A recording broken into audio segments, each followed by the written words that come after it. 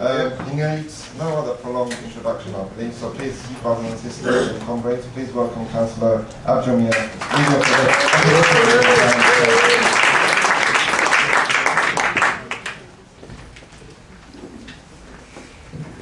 Thank you, Chair Shahid Ali.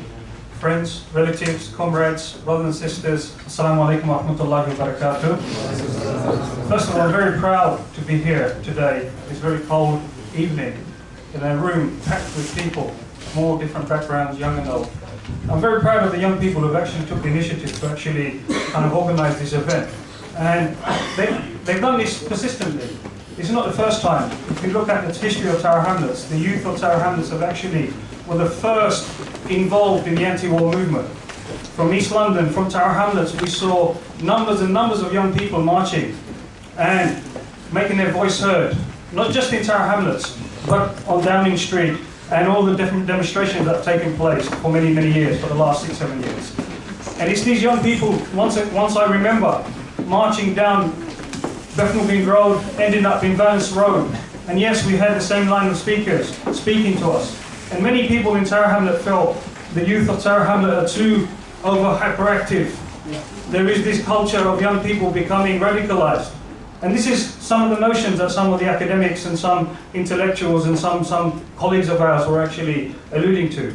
But I'm very proud of these young people because soon they saw the information and they saw the pictures from coming out of Gaza. They responded as they should respond. And all of us should respond in the best way we can. And that is to bring people together so that we can speak, we can have dialogue, and we can look at ways of how we can contribute in solving and helping the people of Palestine. And I'd like to give my thanks and congratulations to those young people who have actually organized this program for us. I also like to say that these young people who are here today, I was with them on the streets, and speaking about Palestine, they felt it's their passion. That yes, someone has, or groups of people have to raise this issue. And I'm very proud that Respect in Tower Hamlet has taken the first initiative to actually organize a program on Palestine. And hopefully, through the evening, you will actually receive a lot of information, a lot of points of views. And also, we have to accept that we need to play our role in actually ensuring that we're contributing to this. I'm very proud to be in Respect. Do you know why I'm proud to be in Respect? Because this is the platform. I can speak about the injustice in Palestine and other injustices around the world. I'm very proud that this is the only political force that is anti-Zionist, that is pro-Palestine. I'd like to know what is our new Labour, what they have for offer. I'd like to know what the Liberal Democrats, what they have to offer as a political party.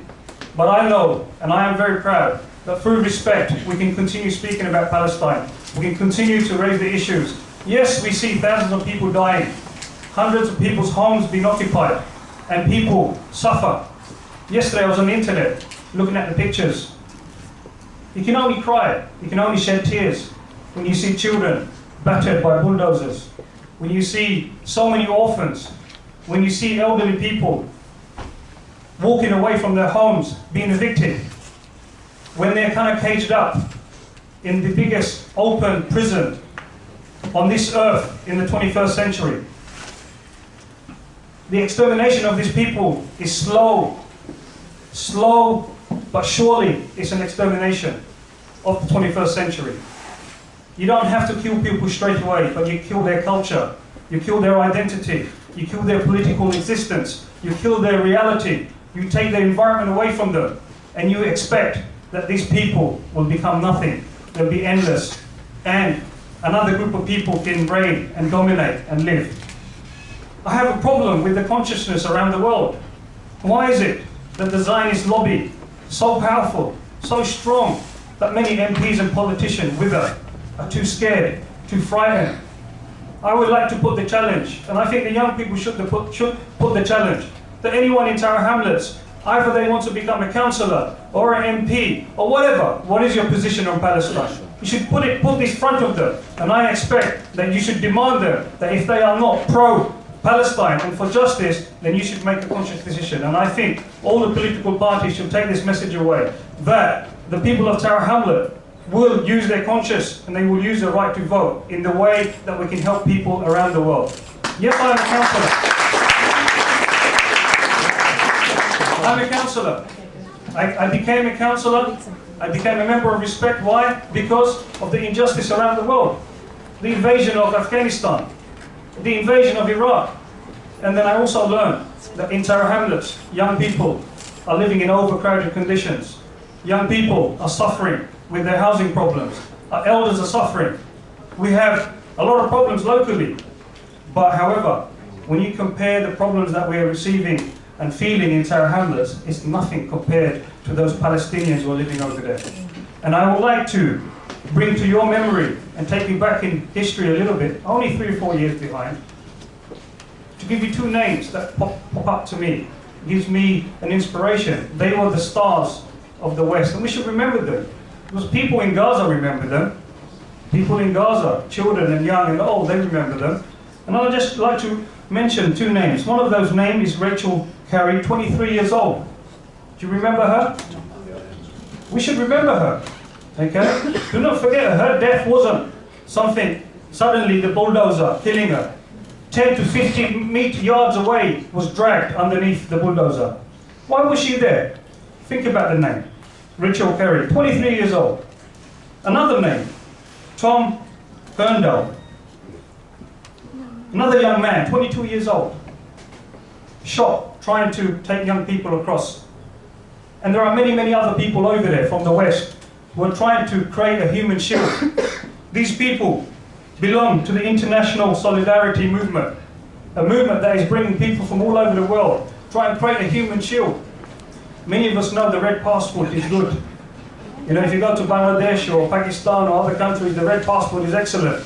You can't get into trouble. The government will basically, consider. These people from the West, they had red passport, they had American passport, but the Israeli forces didn't consider that. They didn't acknowledge that, and these people lost their lives. And we have to remember these names.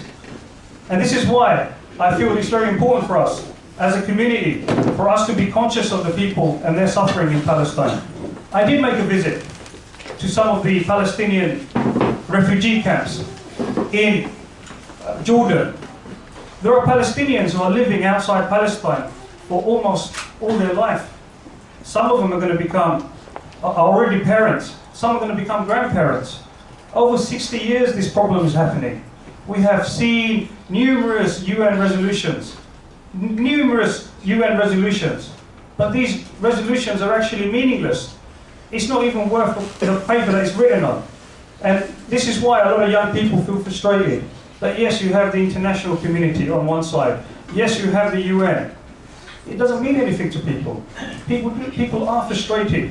Why is it that the global village is not conscious of this new prison that we have in the 21st century?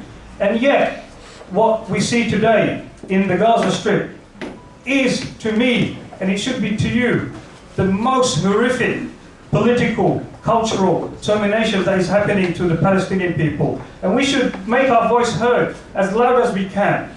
And my message today here to everyone is that yes, we have to listen, we have to watch, we have to keep these memories in our mind, but we have to react. We have to be proactive.